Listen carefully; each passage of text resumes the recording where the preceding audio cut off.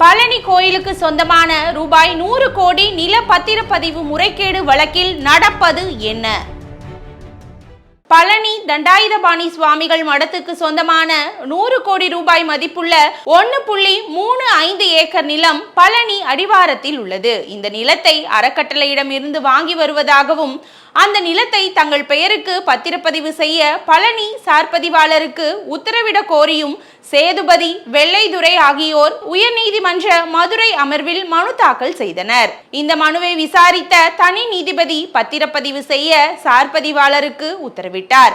இதை அடுத்து அந்த கோயில் நிலம் தனிநபர்கள் பெயரில் பத்திரப்பதிவு செய்யப்பட்டது. இதற்கு கடும் எதிர்ப்பு கிளம்பியது.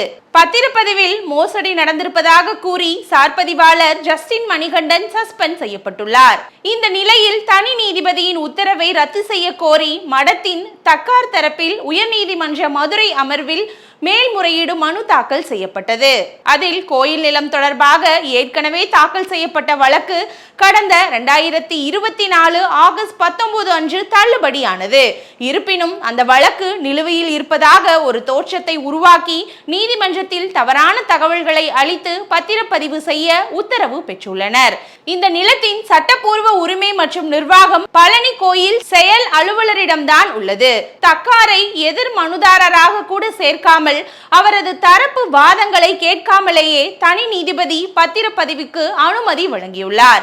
இந்த நில பரிமாற்றம் தொடர்பாக தக்காரால் தொடரப்பட்ட மற்றொரு வழக்கு நீதிமன்றத்தில் நிலுவையில் இருப்பதை சார் பதிவாளர் நீதிமன்றத்தின் கவனத்துக்கு கொண்டு செல்ல தவறிவிட்டார். பொது சொத்து மற்றும் ஆன்மீக மடத்தின் பல கோடி ரூபாய் மதிப்புள்ள சொத்துக்களை தனிநபர்கள் அபகரிப்பதை தடுக்கும் பொருட்டு சட்டம் மற்றும் உண்மைக்கு புறம்பாக பிறப்பிக்கப்பட்ட தனி நீதிபதியின் உத்தரவை முழுமையாக ரத்து செய்து உத்தரவிட வேண்டும் என்று மடத்தின் தற்கார் தரப்பில் கேட்டுக் கொள்ளப்பட்டுள்ளது.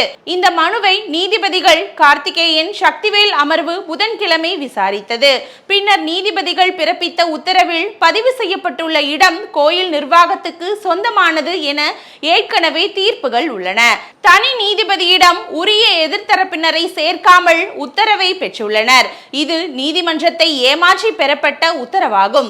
இந்த இடத்தை பத்திரப்பதிவு செய்யக்கூடாது என கோயில் நிர்வாகம் ஏற்கனவே பதிவுத்துறையிடம் தெரிவித்துள்ளது.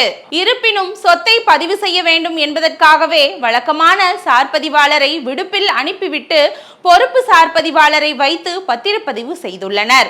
இது முற்றிலும் முறைகேடாக நடந்த செயலாகும். பிரச்சனைகளுக்குரிய மத வழிபாட்டு இடங்களில் பத்திரப்பதிவு செய்யும் போது கோயில் நிர்வாகம் உட்பட அனைத்து தரப்பு வாதங்களையும் கேட்ட பிறகே முடிவு செய்ய வேண்டும் என பத்திரப்பதிவு சட்டத்திலேயே கூறப்பட்டுள்ளது. அப்படியான சூழலில் சார்பதிவாளர் எதையும் கருத்தில் கொள்ளாமல் தன்னிச்சையாக முறைகேடாக பதிவு செய்துள்ளார். ஒரு சார்பதிவாளர் இவ்வாறு எப்படி முறைகேடான பதிவுகளை மேற்கொள்ள முடியும் என கேள்வி எழுப்பிய போது அரசு தரப்பில் அவர் மீது நடவடிக்கை எடுக்கப்பட்டுள்ளதாக தெரிவிக்கப்பட்டது. தற்காலிக பணி நீக்கம் என்பது போதுமானதாக இல்லை. எனவே பத்திரப்பதிவு முறைகேடாக நடைபெற்றுள்ளதால் அது செல்லாது, ரத்து செய்யப்படுகிறது என்று நீதிபதிகள் உத்தரவிட்டனர். இதற்கிடையில் கோயில் நில முறைகேடு வழக்கில் விசாரணையை சிபிசிஐடிக்கு மாற்றி டிஜிபி மகேஷ்குமார் அகர்வால் உத்தரவிட்டுள்ளார். அதே வேளையில் இந்த விவகாரத்தில் சார்பதிவாளரை கைது செய்ய உயர்நீதிமன்றம் தடையும் விதித்துள்ளது. சார்பதிவாளர் ஜஸ்டின் மணிகண்டன் முன்ஜாமீன் கோரி உயர்நீதிமன்ற மதுரை அமர்வில் மனு தாக்கல் செய்தார். அந்த மனுவை நீதிபதி ராஜசேகர் விசாரித்தார்.